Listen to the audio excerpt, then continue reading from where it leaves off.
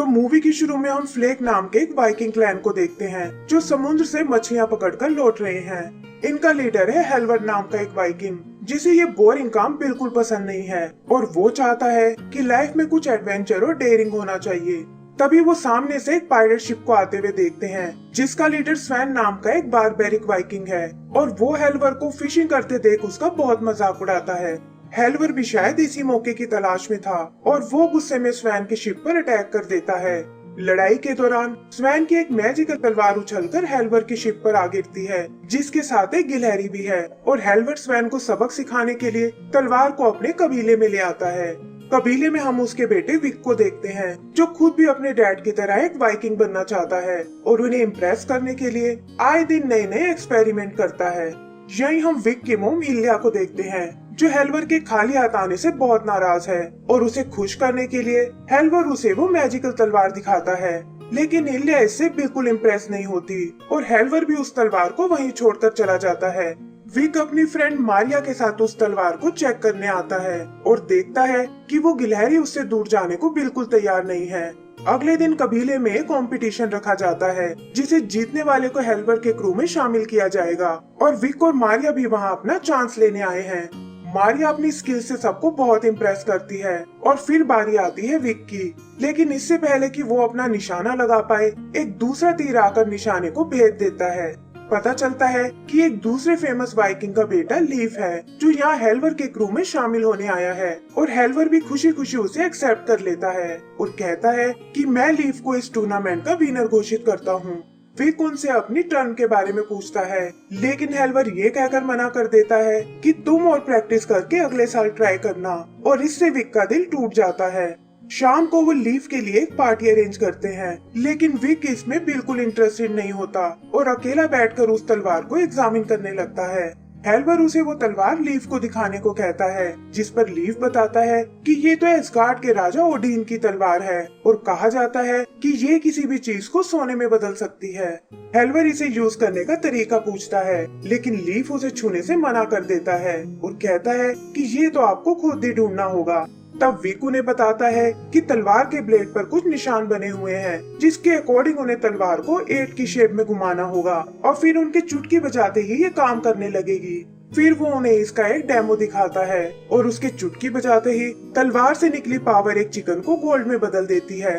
ये देखकर तो सबके होश उड़ जाते हैं और हेल्वर कहता है कि अब तो वो यहाँ का सबसे अमीर आदमी बन जाएगा।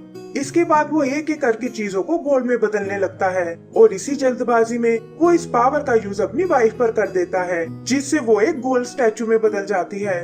विक ये देखकर रोने लगता है और हेल्वर को भी अपनी गलती का एहसास हो जाता है, लेकिन अब बहुत देर हो चुकी थी। तब लीफ उन्हें तलवार की स्टोरी बताता है कि इसे ओडिन ने अपने बेटे लोकी के लिए बनाया था और यह एस्गार्ड के बाहर किसी भी चीज को सोने में बदल सकती थी। लेकिन लोकी और उसका भाई थोर आपस में लड़ते रहते थे और इससे नाराज होकर ओडिन ने लोकी को एस्गार्ड से बैनिश कर दिया।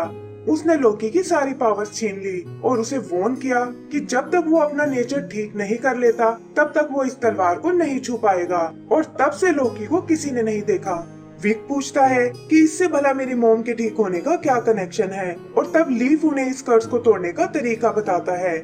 इसके लिए उन्हें एक ऐसे आइलैंड तक जाना होगा जो अर्थ और हेवन की बाउंड्री पर बना हुआ है और वहाँ एस्गार्ड जाने के लिए एक सीक्रेट रास्ता है जिसे सब लोग बिटफ्रोस्ट के नाम से बुलाते हैं। उन्हें इस तलवार से उस जगह को एक्टिवेट करना होगा जिससे तलवार की पावर्स खत्म हो जाएंगी और इलिया वापस अपने असली रूप में आ जाएगी।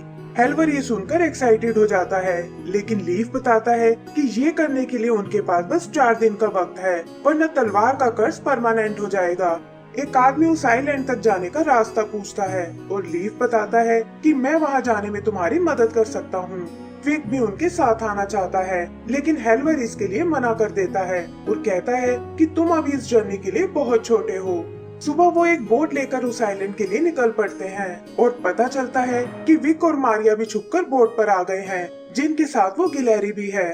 तभी हम स्वैन और उसके पायरेट्स को आते हुए देखते हैं, जिसकी नजर इलिया के उस गोल्ड स्टैचू पर पड़ती है और वो समझ जाता है कि हेल्वर ने तलवार को यूज करना सीख लिया है। जल्दी ही दोनों ग्रुप के बीच लड़ाई शुरू हो जाती है और इसी चक्कर में विक और मारिया पायरेट्स के हाथ लग जाते हैं। स्वैन बच्चों के बदले हेल्वर को ब्लैकमेल करता है और हम देखते हैं कि उसने हेल्वर के ग्रुप को एक आइलैंड पर छोड़ दिया है और खुद तलवार और स्टैचू को लेकर वहाँ से निकल गया है। विक इन सब के लिए खुद को जिम्मेदार मानता है, लेकिन मारिया कहती है कि तुम्हें एक बार अपने डैड से बात कर लेनी चाहिए। विक भी कुछ सोचकर अपने डैड से बात करने जाता है, लेकिन हेल्वर उसकी एक नहीं सुनता और कहता है कि इसीलिए मैं तुम्हें अपने साथ नहीं लाना चाहता था, क्योंकि तुम एक वाइकिंग बनने के बिल्कुल लायक नहीं हो। तब लीफ उसे समझाता है कि विक एक बहुत ही समझदार लड़का है और तुम्हें एक बार उसकी बात सुन लेनी चाहिए। विक भी कुछ सोचकर एक आइडिया निकालता है और हम देखते हैं कि उसने एक पेड़ और क्रू के कपड़ों से एक बोट बना ली है और वो सब उसे लेकर पायरेट्स का पीछा करने लगते हैं। इधर स्वैन अपने लोगों के साथ एक पायरेट क्लब में आता है और कहता है कि अब हम कुछ दिन यहाँ आराम से गुजार सकते हैं। वहाँ वो क्लब के मालिक टेरी से मिलता है, जिससे उसने काफी उधार लिया हुआ है और कहता है कि आज मैं सारा हिसाब चुकता करने आया हूँ। टेरी भी इतने सारे गोल्ड को देखकर खुश हो जाता है और कहता है कि इससे तो तुम ये पूरा क्लब खरीद सकते हो। स्वैन जो अब तलवार को यूज करना सीख चुका था, अपने लोगों के लिए ढेर सारा गोल्ड बनाता है और कहता है कि अब हम यहाँ के सबसे अमीर पायरेट्स हैं। उधर विक और उसके साथी भी क्लब तक पहुँच जाते हैं, लेकिन देखते हैं कि वहाँ की सिक्योरिटी बहुत ही टाइट है। तभी विक एक डांसिंग ग्रुप के कॉस्ट्यूम्स को देखता है और वो सब उनका रूप लेकर अंदर पहुँच जाते हैं। स्वैन को लगता है कि ये सब शायद टेरी ने अरेंज किया है और टेरी भी इस मौके का फायदा उठाता है और कहता है कि इसके बदले तुम्हें स्टैचू का एक टुकड़ा मुझे देना होगा। स्वैन उसकी बात मान जाता है और विक देखता है कि एक आदमी उसकी मॉम के स्टैचू को अंदर ले जा रहा है। झुकता हुआ वो उसके पीछे जाता है और देखता है कि वो एक कटर से स्टैचू को काटने वाला है। वो एक गोल्ड ब्रिक की मदद से उसे रोक लेता है, लेकिन खुद उस आदमी के हाथों पकड़ा जाता है। इधर डांस करने के बहाने हेल्वर स्वैन से वो तलवार चुरा लेता है, लेकिन उनका ये ड्रामा ज्यादा देर तक नहीं चल पाता और स्वैन को उनकी सच्चाई का पता चल जाता है। हेल्वर के लोग वहाँ तबाही मचाने लगते हैं और जल्दी ही वो क्लब टूटकर नष्ट हो जाता है।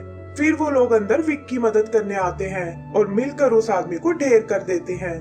आगे वो एक बोट लेकर वहाँ से भाग निकलते हैं और जाते जाते स्वैन की बोट को भी डिसेबल कर देते हैं ताकि वो उनका पीछा ना कर पाए।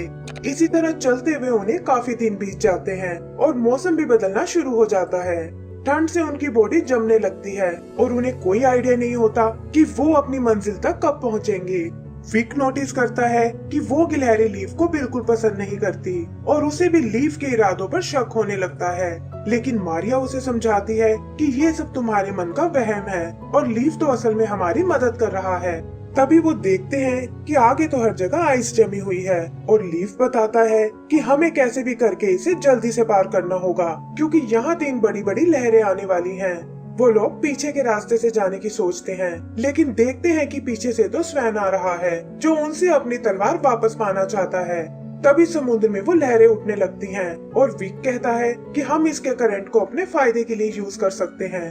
लीफ भी उसकी बातों से एग्री करता है और वो बोट लेकर सीधा उस लहर की ओर जाने लगते हैं। लहरों की ढलान से उनकी स्पीड और तेज हो जाती है और विक अपने एक्सपेरिमेंट की मदद से बोट को स्टीयर करने में हेल्वर को सपोर्ट करता है। तभी वो एक और बड़ी लहर को आते हुए देखते हैं जो दोनों मिलकर एक टनल बना लेती हैं और वो सब इस मैजिकल रास्ते से होते हुए आगे बढ़ने लगते हैं। फिर फाइनली उनका सामना उस तीसरी लहर से होता है, लेकिन वो उन्हें उछालकर आसमान की ओर फेंक देती है। जागने पर वो देखते हैं कि वो लोग उस आइलैंड तक आ पहुँचे हैं और लीफ उन्हें बताता है कि दरवाजे के खुलने का टाइम हो गया है और उन्हें जल्दी से तलवार को ऊपर ले जाना होगा। हेल्वर विक और मारिया से आगे जाने को कहता है और बताता है कि हम तुम्हारी मॉम को लेकर पीछे आ रहे हैं। मारिया अपने एरो से दीवार पर रास्ता बनाती है, जिससे विक और लीफ ऊपर चढ़ने लगते हैं, लेकिन वो खुद एरो टूटने के कारण पीछे रह जाती है और उधर हेल्वर भी अपने दोस्तों के साथ ऊपर जाने की तैयारी करता है। ऊपर विक लीफ को फॉलो करता है और देखता है कि वहाँ दीवारों पर अजीब से निशान बने हुए हैं। आगे कुछ टनल से होते हुए वो बिटफ्रोस्ट के पास आते हैं, जहाँ लीफ कुछ बटरफ्लाइज को हटाकर उसे रिवील करता है और बताता है कि यही एस्गार्ड जाने का सीक्रेट रास्ता है।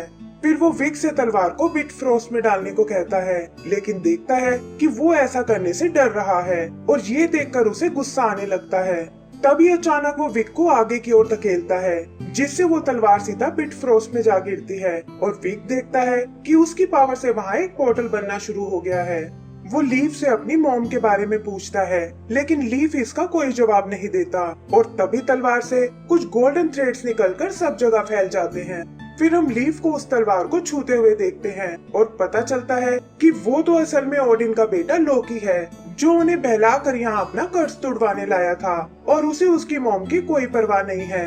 विक को लोकी पर बहुत गुस्सा आता है, लेकिन लोकी उसे बताता है कि ये सब उसके डैड ओडिन की वजह से हुआ है, जिन्होंने तलवार पर ऐसा कर्ज लगाया था जिससे मैं उसे छू तक नहीं सकता था और इसीलिए मुझे तुम लोगों की मदद लेनी पड़ी। लेकिन अब कोई भी मुझे एसगार्ड जाने से नहीं रोक सकता। तभी विक को ढूंढता हुआ हेल्वर वहां आता है, लेकिन जैसे ही वो उस गोल्डन थ्रेड को छूता है उसका एक हाथ और पैर गोल्ड का बन जाता है।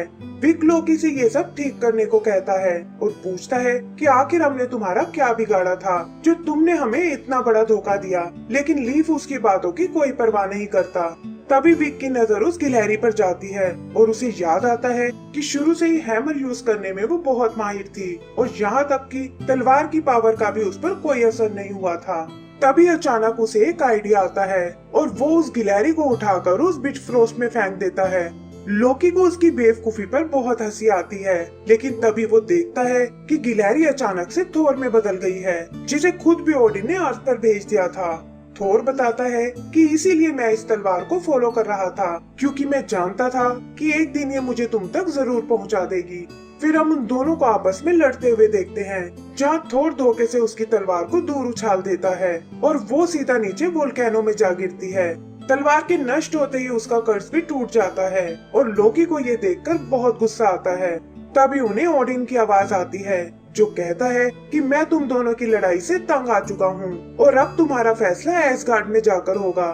फिर वो उन दोनों को अपने साथ वापस ले जाता है और उनके जाते ही वो जगह ढहने लगती है।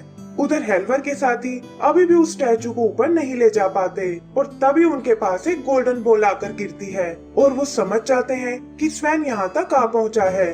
विक और उसके डैड भी लोकी की शील्ड लेकर वहाँ से बच निकलते हैं, लेकिन देखते हैं कि स्वैन ने उनके साथियों को पकड़ लिया है।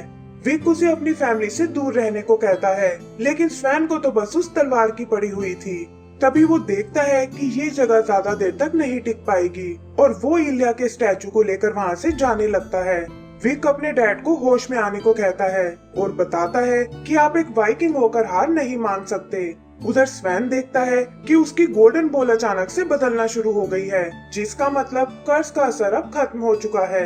विक भी ये बात नोटिस करता है, लेकिन तब तक बहुत देर हो चुकी थी और हेल्वर पागलों की तरह स्वैन के ग्रुप पर टूट पड़ता है। स्वैन अटैक करने के लिए अपनी आयरन बॉल निकालता है, लेकिन पीछे से इलिया उसे नॉकआउट कर देती है, जो कर्ज के हटने से अपने असली रूप में वापस आ गई है। विक अपनी फैमिली से मिलकर बहुत खुश होता है और कहता है कि मेरे डैड दुनिया के सबसे पावरफुल वाइकिंग हैं। फिर हम उन्हें वापस अपने कबीले की ओर जाते हुए देखते हैं और हेल्वर अनाउंस करता है कि विक अब उनके क्रू का एक पार्ट बन चुका है। विक भी ये सुनकर बहुत एक्साइटेड होता है और इसी के साथ हमारी ये मूवी खत्म हो जाती है।